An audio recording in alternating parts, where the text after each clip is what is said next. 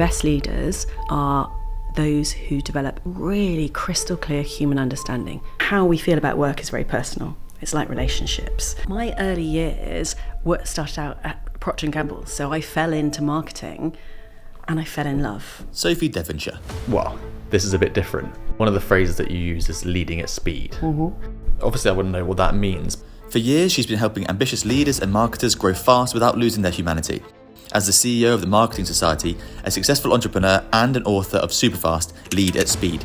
Today, she's revealing her secrets, teaching founders and executives how to lead with purpose and pace so they can scale sustainably while keeping their teams energized and inspired. Where do you think there's a balance between being a good leader and ego? In this episode, we'll deep dive into how to balance velocity with direction. What does it mean to lead at speed? Avoiding burnout while maintaining high performance. Where do most founders go wrong? How do you stay so clear on your own sense of purpose when you have got so much going on? Find your fuel, what motivates you, see what your possibilities are, play with the options, and it always comes back down to the key question: what are your choices here? And why energy management, not time management, is the true key to thriving in a world that never slows down. The energy is everything, right? Without energy, fires don't start, engines don't run, but also projects aren't creative. Innovation doesn't happen. So what should someone do if they're listening to this and they feel like they're in a toxic relationship with their employer or with their manager? There is always something that can be done. Welcome to the Healthy Entrepreneur Podcast. So Sophie, you've had a career that spans the biggest brands in the world and fast growth chaos. What did the early years teach you about leadership under pressure? My early years started out at Procter & Gamble, so I fell into marketing and I fell in love. And it was really inconvenient in some ways because I stumbled into working at Procter & Gamble in a big corporate, never really expected to be in the corporate world to start with, but I absolutely loved it. Really, really loved it from day one. I loved brands and the magic of marketing. I loved business, how it worked. It was just fascinating. And I fell in love, very inconveniently, with the person who's now my husband, who, as it turned out, didn't love the work that we were doing as much as me. We were both graduate trainees. So what it taught me very early on is that how we feel about work is very personal. It's like relationships. You know, you may not fancy the same person as somebody else. You may not enjoy the same work as someone else. And actually, because of that, we ended up between us having what Helen Tupper and Sarah Ellis call a squiggly career, because he didn't want to stay in that particular world. We ended up travelling overseas to Dubai and to Tallinn and Istanbul and living and working in different places. So very early on, I learned both how to be absolutely in love with what you do at work, and Procter & Gamble is an incredible place to start your training in business. Don't regret it at all, still have very good friends there, would recommend it to anyone. But also that you do have to be flexible in what you then end up doing, because life fits in around work and you can be ambitious for a great life as well as just great work. Well, I think ambition is going to be a really good theme in this conversation. I'm interested to start with on what was it? Can you sort of break down what you loved about P&G, but conversely, what your husband didn't like? Is it a similar vibe that you did like and he didn't like, or what was it that was the tangible difference? I think one of the things I've learned a lot since then, and coaching startup founders and scale-up founders, working with them, and definitely working with those people who are leaders inside organisations, really understanding your own personal DNA and what drives you, what makes you happy, where you get flow and energy from. That's one of the main differences. It's also, if I'm absolutely honest, always linked to your boss. When you're working in a certain environment, and of course it's different if it's your own business, the person that you work with and the impact they have, all the statistics show very clearly that was very, very influential on how you feel about work. I particularly was driven by seeing how easy it was to be able to have impact on the business. So Procter & Gamble, you're trained very early on to be a brand manager, to see the whole business, to see what a consumer insight, human insight, what impact that can have on transforming the sales and success of a brand. So I love the power of it.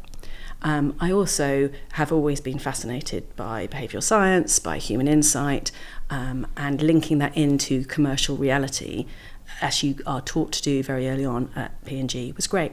And lastly, I love working in teams. I enjoy seeing how people are complementary and how you can bring things together. And I was lucky enough to work with quite a few different people in understanding what those teams were like. It was a good lesson as well on understanding that we're different to our audiences. So one of my first brands was Ariel. So washing powder, not particularly glamorous, but really, really interesting. And of course, I was a soft southerner working in the northeast actually at the time, trying to market to the whole of the UK. And as a 20-something, I didn't understand how important clean clothes were to my audience until I went and did focus groups in a fish gutting factory in Hull. Oh, yeah. Then you really understand these mums in there talking about how important it was. And so very early on, the lessons in really knowing your audience and that you are not your audience, so critical. Unless, of course, you're a startup founder and you're creating something that is because you see a gap in the audience. And that's why they move so fast, and that's why it's so exciting sometimes, because you can anticipate the answers without having to go to the audience if you are the audience. You literally are the audience. Yeah. Which is normally how a lot of startup founders get to where they're going, right? They're literally solving a problem. That's exactly what we've done, solving our own problem. I'm interested in the notion that you have to like your boss. Well, you haven't got to, but you should like your boss if you're going to stay at a company and progress. Maybe I've framed that wrong. It is beneficial to a company if the employee gets on well with their boss. Is that fair to say? The stats, I mean, if you look at the research that people like Dan Pink have done in Autonomy, Mastery and Purpose book, Drive, and some of the other research, I don't know if it's liking, but it's certainly someone being a good leader and a good manager can have an incredible impact on how you feel about that organisation. So though people will talk about, this is how I felt about the company, your direct line manager is incredibly influential.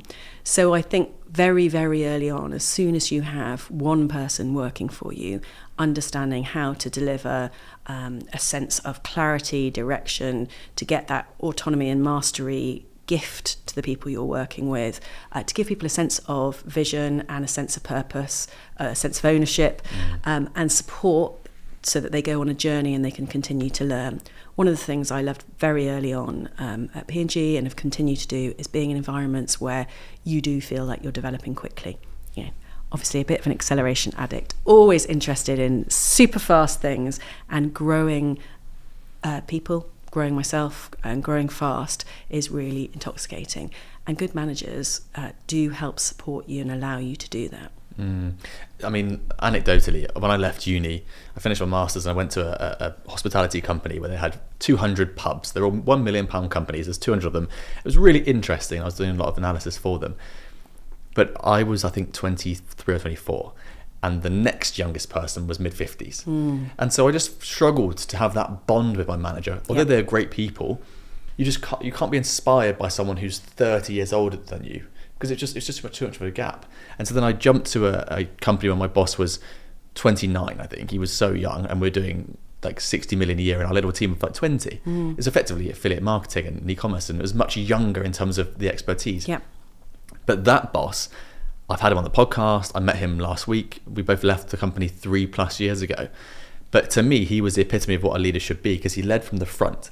He showed us what we should do. He did it himself, and he would support, and he'd also give credit. And I think that's a massive part of everything. So when we started our company and started bringing on employees, if someone would say, a client would say, that's a great job, I don't think there's any point in holding it to yourself. If you pass it on, the company gets so much more from that. But so many people can't do that. They take it straight to their heart and say, thank you, that was me. So where do you think there's a balance between being a good leader and ego? There must be some sort of line where people struggle to pass credit on. It's fascinating. I mean, that is a great example of somebody who's effectively a servant leader, in that they are serving the people who work for them, and letting go of that ego is really hard. So to succeed, you probably need a little bit of drive and ego, and that you want to do well, but understanding that when everybody does well inside an organisation, rising tide lifts all boats, and you can help people. But also for a lot of great leaders that I've worked with. So I've interviewed over 100 leaders, initially for my book Superfast, but since then interviewed on stage and in other ways, lots of very, very successful, amazing leaders, and trying to distill and understand what's worked for them. It certainly comes up time and again, that sense of pride in not just what you're building for today, but building for tomorrow. And that comes with people as well. The happiest leaders are ones who do exactly what your old boss did. Build the relationship, see people grow, help other people grow, so that they're sending the lift back down to help other people grow. So there's sort of a personal bit of, actually, that's one of the most interesting and inspiring things, to help other people. But from a professional point of view, why would you not use the skills of everybody on the team? And being very, very human. 21st century leaders, which is the new way of doing things, and which I write and talk about a lot, command and control doesn't work anymore. You need to trust and inspire. So those leaders are building a movement and building momentum. They're not building a machine. So that human understanding, it really doesn't take much to say thank you and recognise when someone's done something well.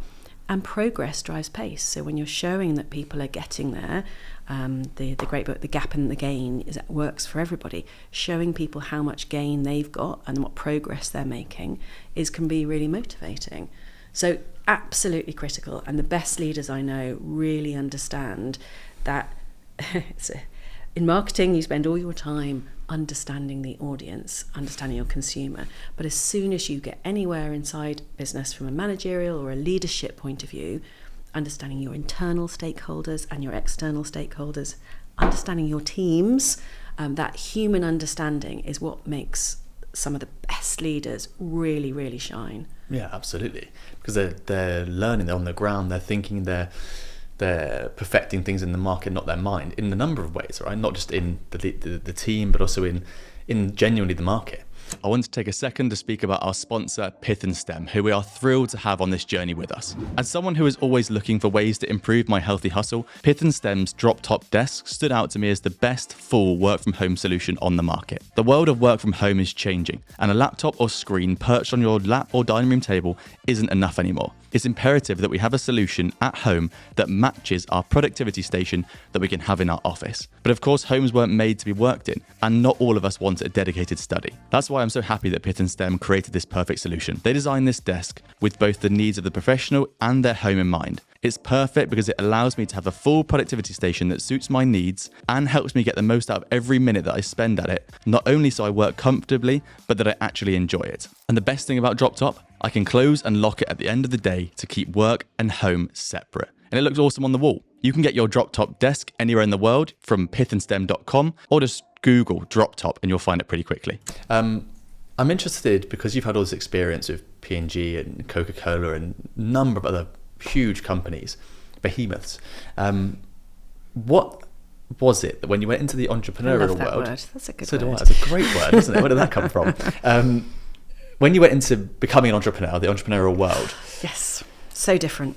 Exactly. Yeah. What was it that surprised you? Because even with all that experience, you must have got into the entrepreneurial world and gone, wow, this is a bit different. What was that journey like? Being an entrepreneur, and certainly being a founder, is definitely not for everyone. And it's been so good to have done it and to have worked closely with other people who have done it to see what works and what doesn't. To go from, as I was, spending someone else's money very happily, massive budgets, huge control and potential, to spending my savings was such an incredibly good experience. To understand how much you can do within constraints, how to be frugal, how to be really creative with how you're spending and investing. It changes everything. And then when you go on to take different roles, whatever you're doing, you always understand what it's like to be awake at night because you're worried about paying other people's salaries, that you will do it.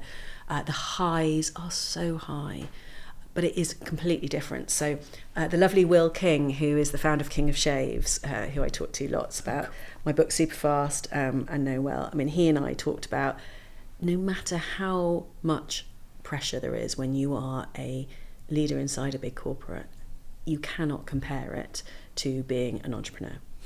It's a little bit like, until you have children, it's very hard to understand. As soon as you have children, you feel like you've moved into a parallel universe where there is a different understanding. And I do think being an entrepreneur teaches you to ask. That was one of the things I found.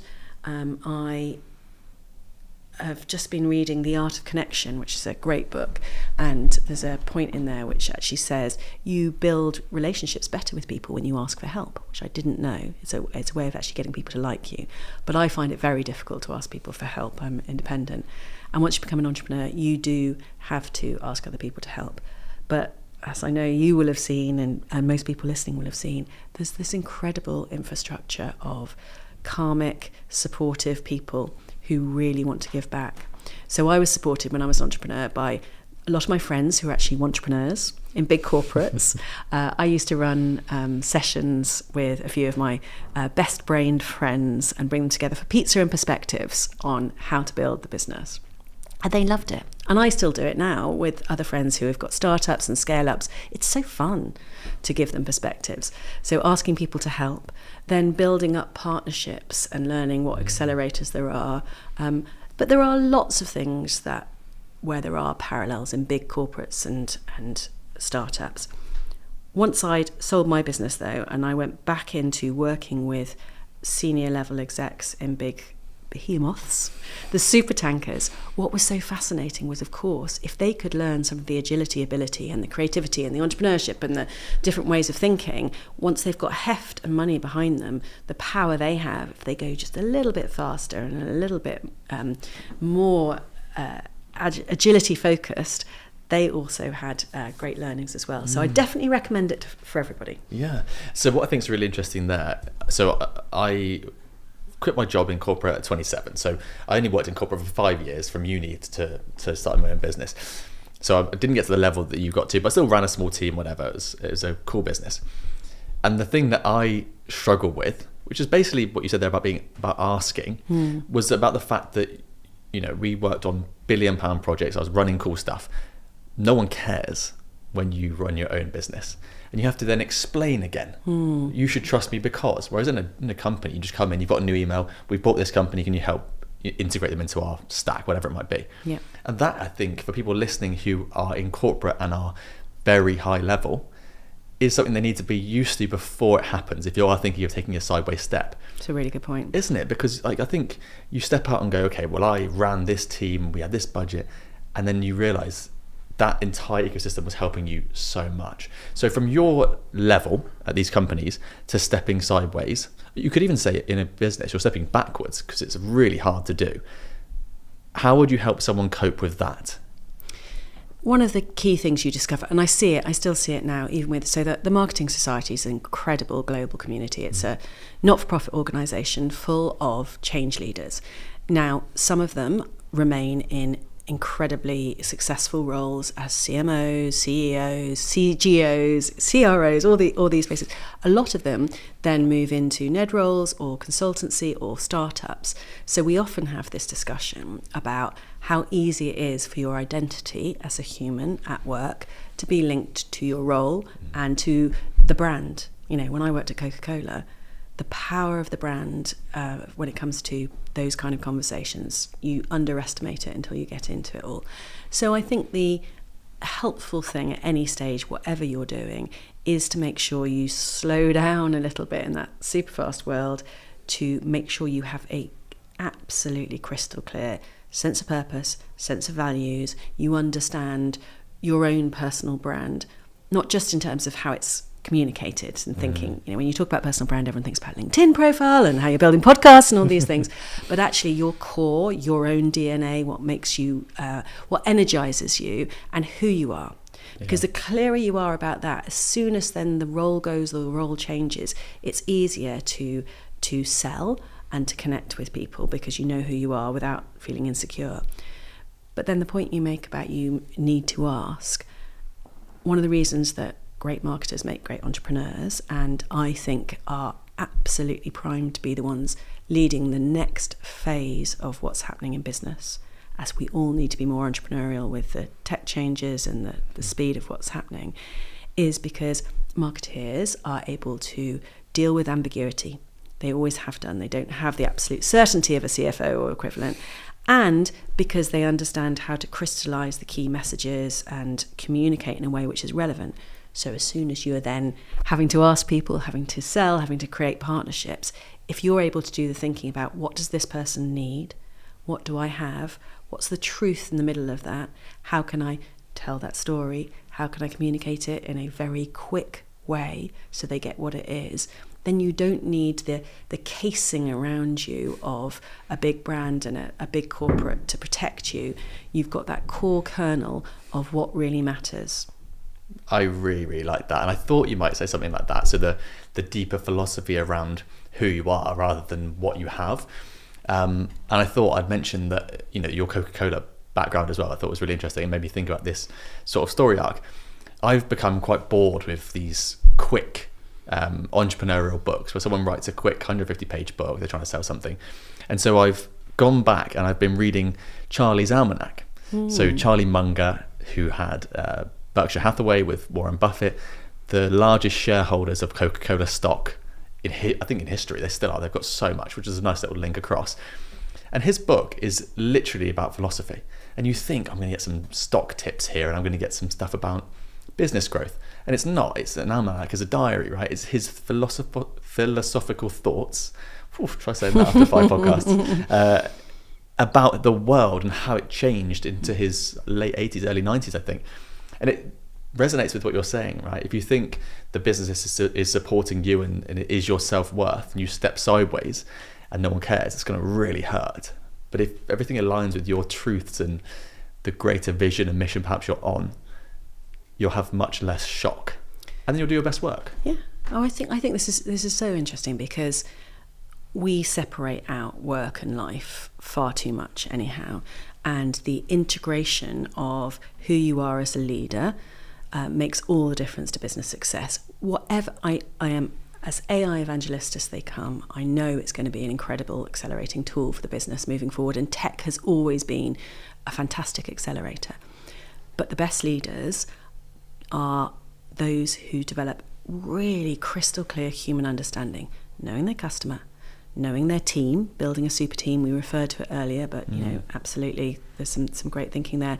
And most of all, understanding themselves and where they want to go and what they want to do. So that philosophical underpinning makes all the difference. I think you've been talking to Jodie Cook, my friend. Yeah. So she and I have just been talking about the Courage to be Disliked, which is another philosophy book, which is Adlerian philosophy.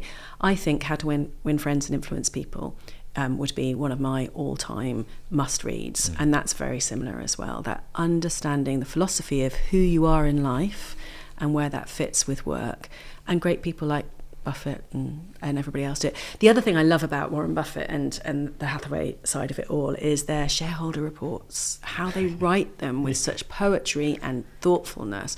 A really good example of how the best businesses are the most human. Oh, 100%. Which then leads into sort of personal branding, doesn't it? Because it is so human. What I think I'm interested in, just on this tangent, is there a belief about business or marketing that you think you've come to unlearn over the last few years? Perhaps based on what we've just spoken about, perhaps not. Oh, so many. So on the one hand, I think let's talk about change, which is what you're referring to there as well. Change is a word which makes so many people still very uncomfortable. And when you're talking to entrepreneurs and pace-setting leaders, as I often do and you will do, they're more comfortable with the word, but the vast majority of people aren't. So we spend quite a lot of time at the Marketing Society talking about change makers. Our members tend to be those who are leading the conversation when it comes to that. And one of the dangers in marketing particularly is what Mark Ritson describes as the pornography of change, where people get very excited about the new things. And there's lots of gurus who will talk about this is dead and everything you ever knew about marketing is gone. So when you talk about that, I'm reluctant to go down the route of saying it has all changed, because I think absolutely it's a super fast world and you need to keep up and know what's happening. The channels are changing. But one of the things that perhaps 5 years ago everybody was getting excited about the change, but what we see is true is the fundamental human understanding of what motivates people, the behavioural science, the psychology of it all. The great philosophers, as we've just talked about, understood it. Those basic principles are still there and still need to be understood. So perhaps I think 5 years ago there was a sense of we must keep learning and unlearning, which I still absolutely believe. So I think I'm seeing an awful lot, and what I'm really excited about is seeing some very senior, very experienced people completely unlearning, because we now have different tools and other ways of doing it. But what they're not doing is completely reinventing everything. They are still going back to an understanding that human truths drive everything, how to motivate people, and really making sure you can keep practicing that and getting better and better at that, which people, referring to the almanac or Ray Dalio's principles, the best leaders are continuing to practice that. So I guess a lot of people think that it's very easy to get to a point and you're done. And what I love is how leadership is such an iterative journey, and we keep learning, building and growing. When I interviewed a lot of people for Superfast, I spoke to a couple of people who are in their 70s, who were still sharp. And I mean, Michael Greenlees, who's one of my favourites, he was one of the founders of Greenlees and Trott, which was Madison Avenue, original Mad Men side of it all. Super smart, clever man. And then he was the CEO and chair of Ubiquity Media. And even in his 70s, he was planning a startup, which was and he was one of the best data brains I ever came across, which I was really unexpected. I've interviewed Sir Martin Sorrell a couple of times. I'm in Singapore next week, seeing him again. He's 79. Still, when I first met him to do this interview, I was like, well, let's talk, Martin, about what I'm going to ask you. And he was like, no. And he grilled me for the 20 minutes, which was supposed to be the prep for the session on stage, because he wanted to learn about what was happening in the marketing society, what's going on in the UK. So that sense of wherever we were 5 years ago, what has changed is an understanding that things are changing, but things stay the same, but also that we need to keep topping up and learning and unlearning and building where we want to go. I love that. I think that's such a very great, long answer. That was a great way. I love that though, because one of the things I think, this is a very superficial compared to where you've just been, but if you think about the marketing world, it feels like everyone now is talking about how we need to be telling stories. Storytelling, that's the big trend. And it's like, if you look back 100 years, it was storytelling. Look 200 years, it was storytelling. If you go back 1,000 ever thus. years, it's always the same. And it's almost like leadership. The qualities of a great leader, you go back to the Roman Empire, they're probably the same there as they are today. Obviously, they're relevant now to different areas of what leadership has become, but it's still the same, isn't it? So you've got to iterate on the small things, but the core philosophies are very, very similar. And I think everyone's just looking, like you said, they're looking for the small trends and the wins here and there and the blue pill, red pill. But actually, if you do the small things right, we can still be inspired by Aristotle and Socrates when it comes to things like that. Although I do think the challenge with that, and we talked about how to win friends and influence people, the big challenge with that is also as soon as you get into gender questions. So all the people I reference and refer to from the past, that is probably the one thing which is really important to keep making sure we're aware of, that the voices are voices that are more inclusive than they have been in the past. Yeah, absolutely. Your book, Superfast, is not about hustle culture. It's about intelligent pace setting. What is the difference between those two things in your own sort of words? This one. When I was researching it, I spoke to a couple of engineers, car building and at universities, to talk about the physics of speed, because I thought I really want to understand a bit more about this idea of speed in this world that we know is definitely not going to slow down. And one of them said to me, "Oh, Sophie, don't talk about speed, talk about velocity, much sexier word." And they were absolutely right, because velocity is, very simply put, it's speed in a given direction. So if you are a leader of your business, of your life, You need to be crystal clear on the direction you're going. And then it's not just hustling for the sense of it. It's not rushing around like crazy fools. It's not that terrible badge of being busy, which is really unattractive and really ineffective. It's about moving with purpose and pace, moving fast but in a given direction. And also making sure it's sustainable. So we know that one of the biggest challenges when you are a purpose-driven, passionate entrepreneur is burnout.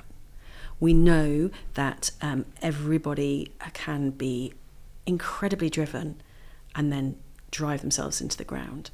So one of the most powerful things that I learned in the research for Superfast and working with people was understanding that glorious pace-setting perspective. And we know that pace setting is about variable pace.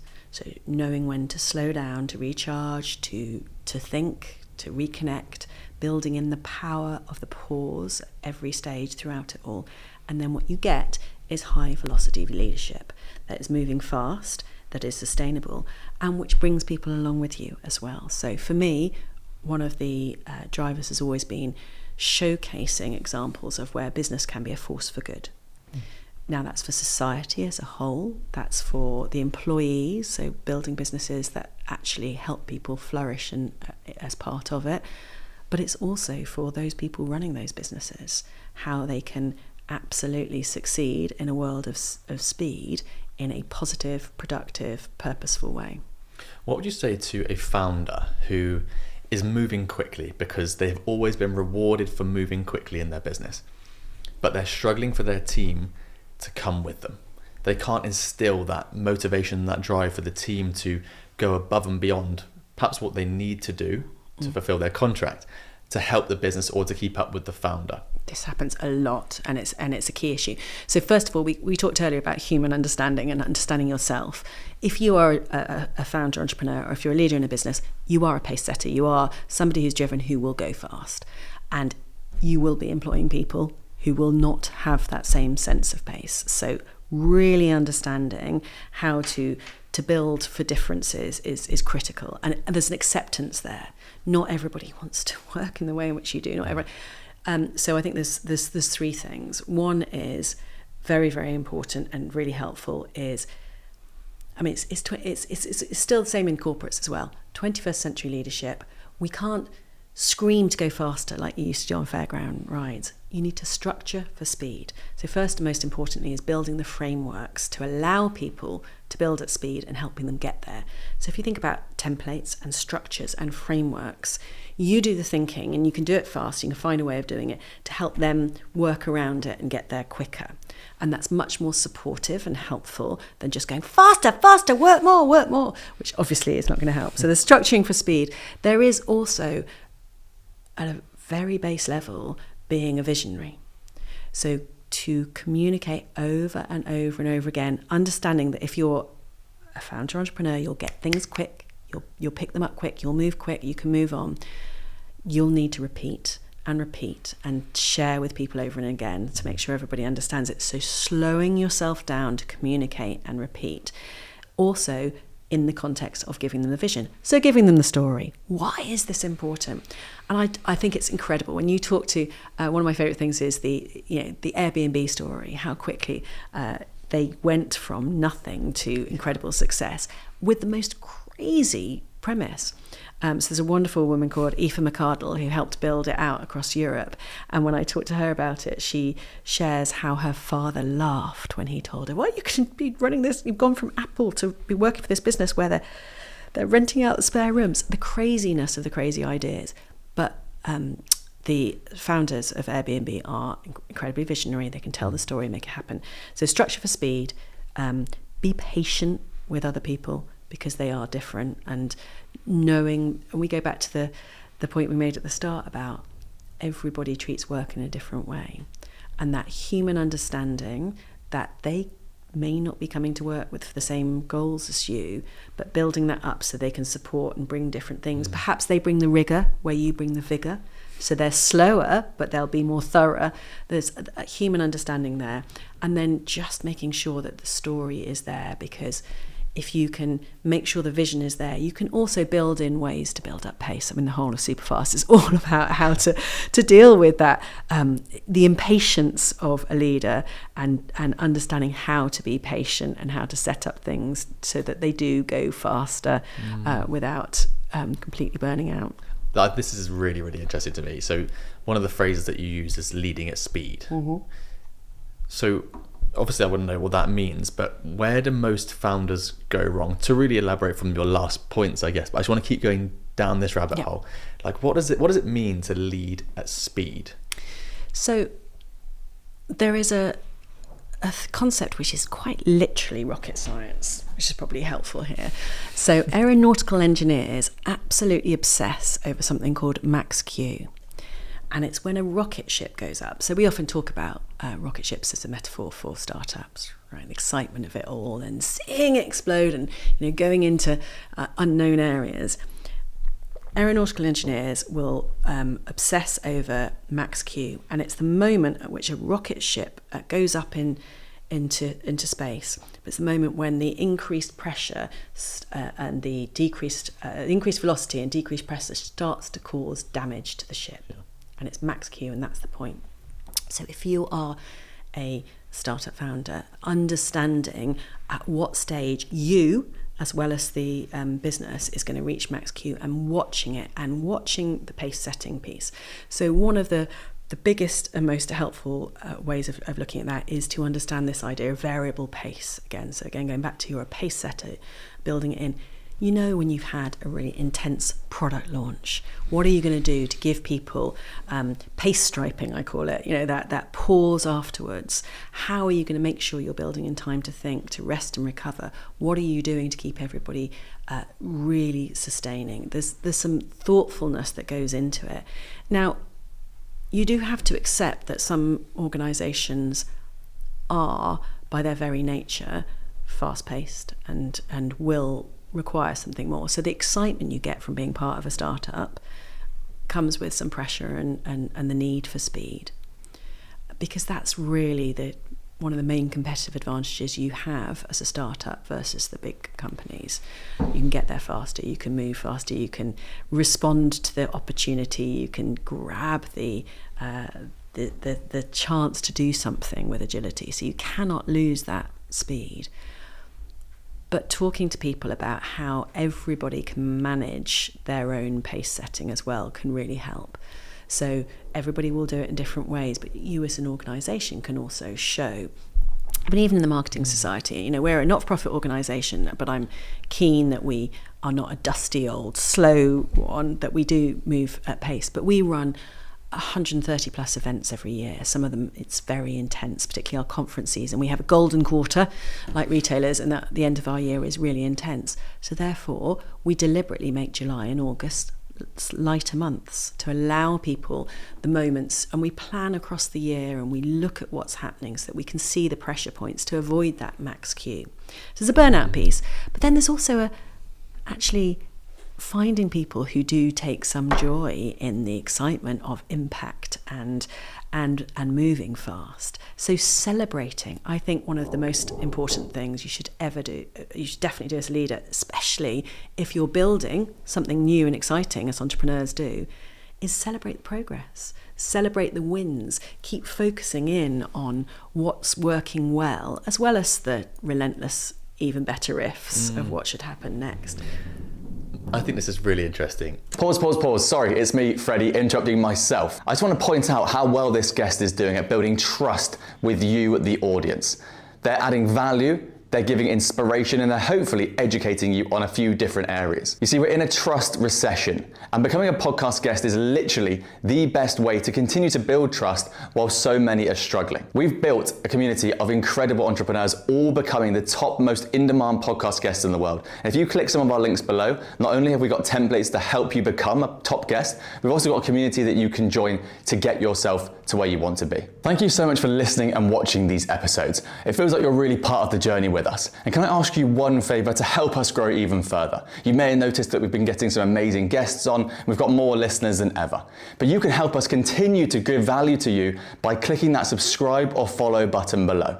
It helps us to show everyone else how well we're doing, and therefore give you more value by getting bigger guests and take the podcast on the road. It takes you 2 seconds and it's completely free, and it helps us more than you know. Thank you. Now back to the episode. So I read a book. I actually was told, I said I've done with these books. I wanted to read some more philosophical books. And someone said you should read some stuff on like thermodynamics because it works really nicely with entrepreneurship, and it's talked about max Q. So when it starts to get to that point where it all builds up and you need to throttle down before you throttle up again, which is also anecdotally where all the questions are asked. If you ever watch like a SpaceX live launch, they get like 2 or 3 miles up and they're still in blue sky, and then they will throttle down and everyone's going, why is it throttling down? And they're talking about max Q, which I think is really interesting.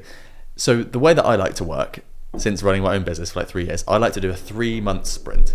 So I'll work really hard, 12-hour days, move the needle as much as I can. Then I'll relax for a couple of weeks, still working, but I'm more relaxed. But I'm very aware that the team can't keep up with that.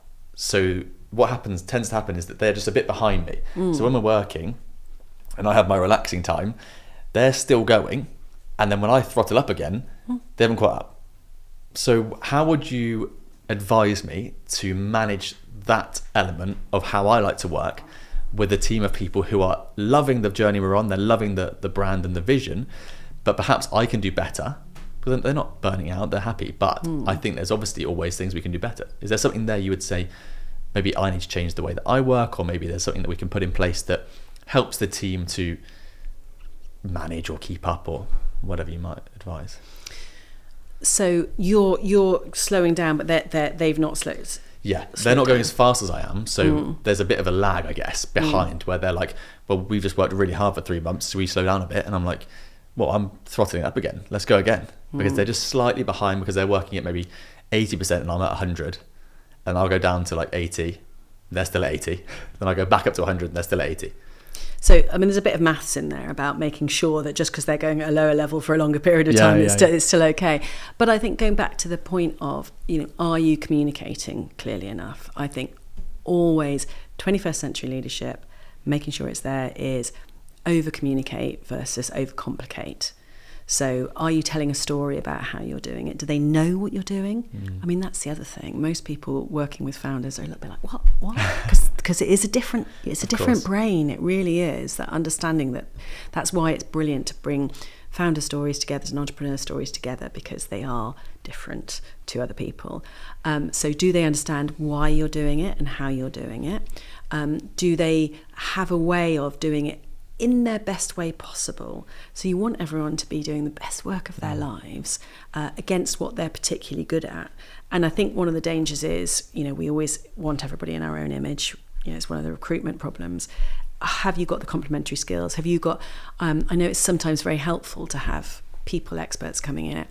I did some great work with the amazing team at Farfetch when they were going through vertiginous growth, and their exec team, and they had a fantastic head of people who helped support the founder CEO and really understanding how people worked and bringing it all together. So there's a bit of that empathy piece. And then the frameworks, what are you giving them that makes it clear what you expect, when, and how to get there? The thing about frameworks and freedom is it's a way of speeding up other people getting to where you get to quicker. So rather than them having to do all the thinking each time, is there something that would help them get there? I'm trying to think of an example of a good framework. Oh, the very silly but useful example of a framework that speeds things up, the Obama memo.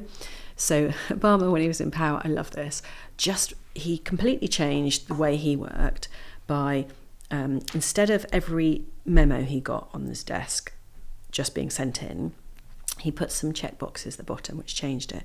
Now, bear in mind, when you're president of the United States, you get the decisions that no one else can make. Okay. Same if you are a leader of an organisation. Hopefully, if you're managing people well, they should make all the decisions they can, apart from the really hard ones, which should only come to you. But he sped things up by very simply putting just some check boxes at the bottom of those memos, which said, yes, no, let's discuss. Check boxes. So rather than having to write, dear Gerald, thanks so much for this is great, do come in, let's talk about it, or I agree, or whatever, he literally saved time by doing it. Now that simplified what he was expected to give to people. What are you giving people that says, this is what I expect you to do by when, that isn't didactic but is a framework. So can you ask them some questions to help them understand what they could do to throttle up? Maybe you take that idea of throttling and go, what could you do individually? But because you've given them the questions, that's speeding up their thinking.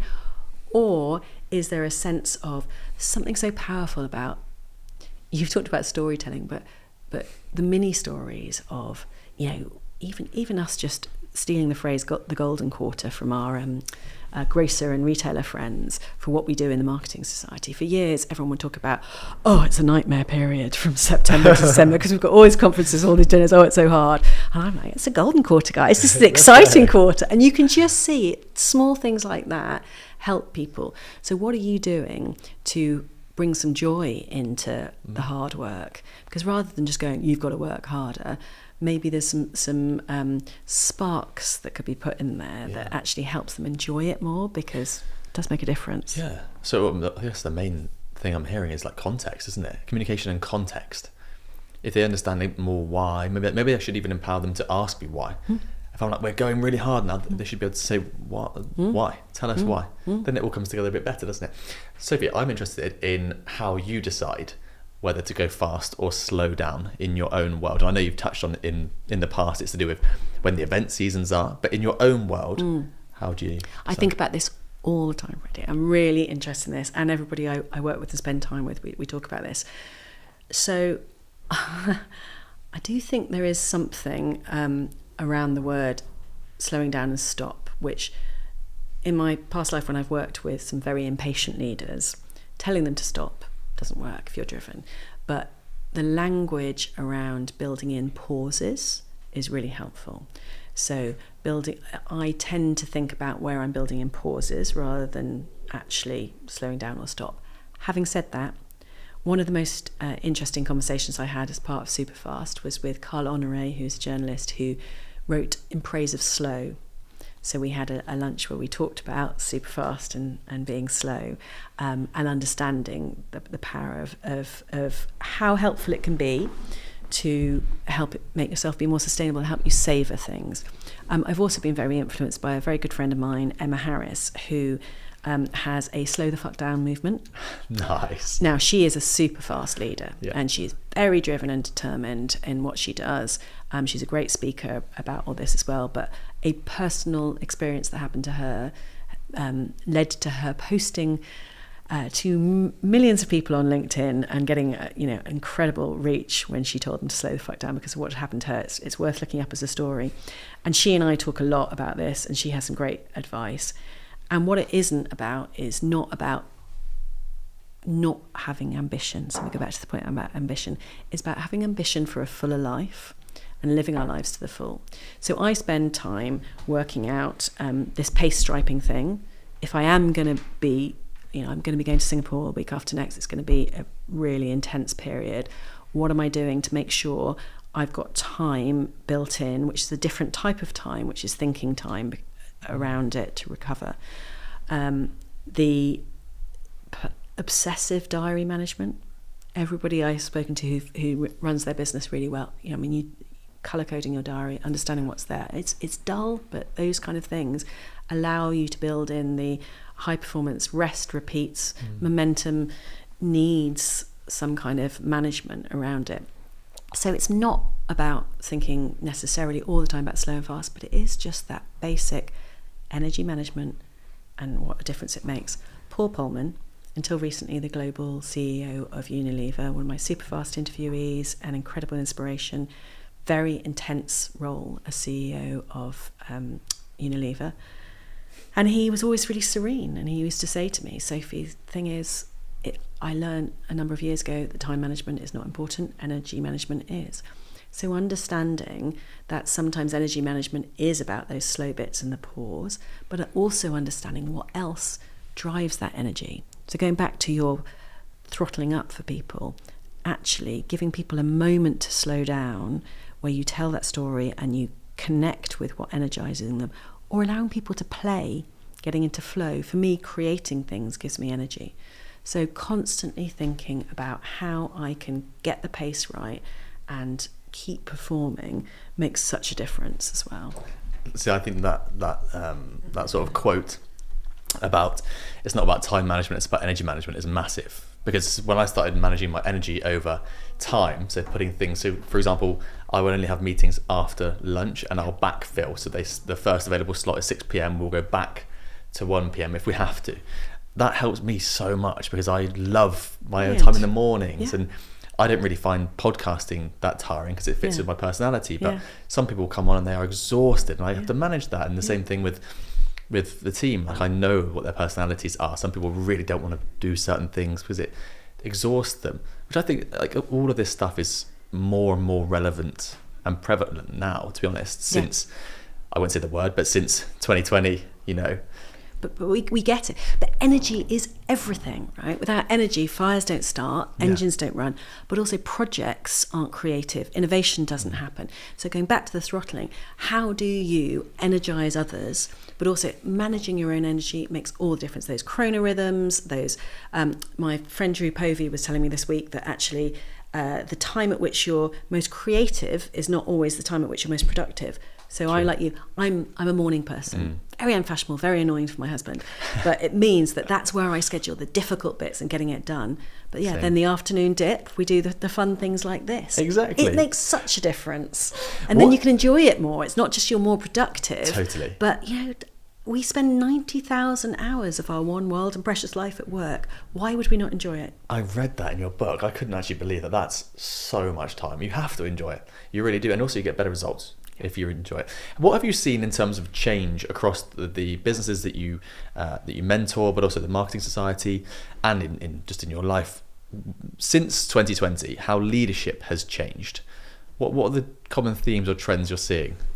It's very complicated because you've got lots of different points of view on what should be happening when it comes to ways in which people work. So not getting into that so much. I think we've had, certainly in the UK and the US, there's been a lot of pressure for everybody because of it's not even so much pandemic related, it's geopolitical and economic challenges mean there is pressure on everybody. And the challenge with when you talk about pace is that sometimes people use pace as a panic button because the business isn't doing well. So they're like, gotta go faster, gotta make that happen.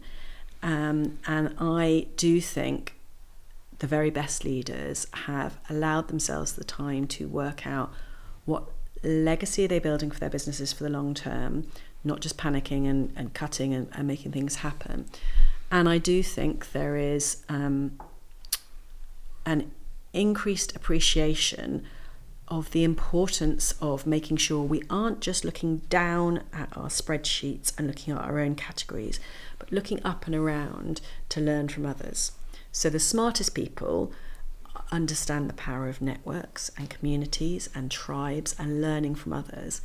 Having said that, the senior leaders that I deal with are under so much pressure for time and find it so difficult. So the more we can do to help with ideas and insights, with podcasts, with sharing what we're doing as a community, the more we can help everybody have different perspectives which help them in their everyday work. Yeah. So I think there's been definitely a trend to that understanding that we need to keep learning and connecting post-pandemic, where we're up and out and talking to people, but definitely not easy. No, it's not easy at all. But that sense of purpose, I think, is a really big part of that.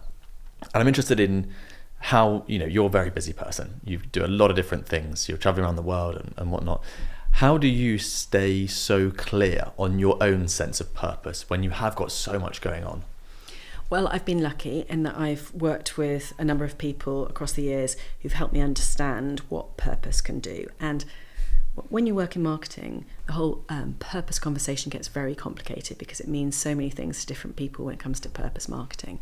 But what I mean by a clear sense of mission, vision, what motivates me and spending time with it. So my book Love Work I wrote with Ben Renshaw, who writes and speaks about purpose from a leadership point of view all the time, so that's very helpful. So I do some regular reflection points across the week, across the year, to make sure that I am moving with velocity, fast but in the right direction, checking where I'm going, and that really, really helps. So I do at the start of the year, I do a year compass, and I've set some goals for myself this year, which are threefold. So one is around the business, one is around what I've been doing to share ideas on leadership and moving fast, because it's really motivating for me to continue to do that, and the other is around health, family, fitness, the personal side of it all. So I've been looking at drive, shine and thrive as 3 areas. So setting that direction, but then also building in the measures to make sure that you are continuing to achieve on your goals can help an awful lot. And just being surrounded by people who challenge you, who know what you're trying to do, who can have conversations, can also help, especially if you haven't got a direct boss, which often entrepreneurs or business leaders don't. I have brilliant boards who help me, and I have, but I have an accountability group of friends who know what I'm trying to do, and that really helps as well. So you've put yourself in that environment where you can succeed because you have accountability of people trying to help you. And people who are interested in the same type of things. So I have different types of friends who give different, in different ways, but work-related friends who are sort of your tribe can really challenge you, I think. But that's even more important, because most people they're like, I've got an accountability group, and they go there and it's about business, but no one's looking after their health, or vice versa. This book, so Love Work, is effectively about something that most business owners don't want to talk about, which is their emotions in business, right? They want to get away from that as much as possible. Was there a time, was there something that happened that you decided then to write about them in the same sentence, in the same book, bringing that all together, business and emotion? The personal experience of having moments where I absolutely adored work, where it made me feel zingy and alive and loved up, and then other times when I felt like I was in a toxic relationship, where I was trapped, where I felt unfulfilled and not me at all. And being able to have those different experiences and wanting to understand it more led to me deciding, when Ben approached me and said, let's write this book together, I wanted to understand how I could help other people more around it. And we deliberately chose the title Love Work, which people roll their eyes at sometimes. Work is not a spa, let's be clear. Holidays are always going to be lots more fun in lots of ways to many people. But I do know that, like in relationships, a terrible relationship versus a good relationship, work is one of the most important relationships we will ever have in our lives. So finding ways to discover or recover a better relationship is not just about your boss and your workplace. So it's very easy to go, I'm miserable, I'm leaving. But in our research and our conversations with people, we've discovered ways in which people completely reinvent how they feel about work when they're in that situation where they can't leave for certain reasons. One of the moments when I felt really trapped in work, I didn't have the choice. Well, of course you always can, but I didn't want to leave for logical reasons, but I needed to find ways to recover a more positive way of looking at it. And of course we need to understand emotions. We go back to this bit of human understanding. Know thyself and understand why you can be with other people who love the situation they're in and you don't. And it's either you're in the wrong place, in the wrong relationship, or you need to work at it. In the same way as romantic relationships really do need to be nurtured and thought about, and to try different things. You can do that with your relationship with work. You can find ways to evolve it. It's really exciting to know that you aren't just trapped, that you have some agency and power, but it is your choice as well. So what should someone do if they're listening to this and they feel like they are in a toxic relationship with their employer or with their manager? We're this side of the quiet quitting trends. We've gone past this where people are just doing less work to fulfill their contract, or there's obviously a massive trend of people in their 20s just staying at a job for 1 year, moving on, bumping up their salary. What is your understanding or advice to someone who does feel like they're in a toxic relationship, but like you said, they're trapped and they can't work, they want to nurture it? What should they be doing? What should they be thinking about? There's lots of different choices depending on what they ultimately want. So let's go back to this purpose point. Your purpose, find your fuel. What is your purpose? What do you want to get out of it all? What is the role that work plays for you? So there's lots of questions in there. Part of the reason I felt trapped is that I wanted work to be a positive place. People feel differently about that. But if you understand more about you, what motivates you, gives you energy, and what your purpose is, you can shape and craft roles. Helen Tupper and Sarah Ellis from Amazing If talk about job crafting as a phrase. I think it's a common phrase, and it is brilliant. You can absolutely go back and talk about, I want to evolve my role. I've seen it happen really successfully. There are side hustles, there are projects inside organisations, there are things you can do which will give you energy and fuel. But if you sit there passively waiting for it to come, then of course it won't change. In the same way as if you're in a relationship and you complain that your partner is not doing anything that's right, but you're not communicating it or expressing what you need. If you think about love language, right, which people talk about a lot, what's the equivalent at work? What is it that you need? How are you communicating it, and how can you shape it? There is always something that can be done. It's quite hard when you're just thinking about it in your own head and playing with it. So I go back to this point I made about how I am helped by a tribe, a group of people. Who are the people who'll just be your sounding boards that you could talk this through with? It's great if you've got a coach. Not everybody has that luxury, but there'll always be somebody who'll listen. And Chris Barris-Brown, who's from Upping Your Elvis, has released an app called Talking It Out, which allows you to just talk. So you could do it to yourself, you could do it to ChatGPT, you could do it to a friend, actually talking through, and there are some steps in the book, and I'm not trying to sell the book, but there is a way of doing it, where you can work your way through and find your fuel, what motivates you, see what your possibilities are, play with the options, and it always comes back down to the key question: what are your choices here? What are your options? When you start laying it out, you can then realise that you have so much more agency. And I honestly be inspired by what other people can do. It's like listening to the podcast and hearing stories of what other entrepreneurs can do. There is always something possible to figure out, and there is always a way to change and improve your life. And to flip that on its head, if you're a founder, you could also be looking at your team and going, are they actually doing everything they could or should be doing? Yeah. Not in terms of minimums, but what about maximums? Yeah. You might have someone who's thriving in the office, but actually they could do more. They'd love a side hustle project, and you've not got to think about it as a cost center, because like you say, some people just want more. They just want to achieve more. They want to learn and take more. Yeah, and then it can energize them. So I think one of the challenges, if you're a caring leader as well, is that you take things away from people. They feel like they're overworked and overwhelmed. Let's take something away.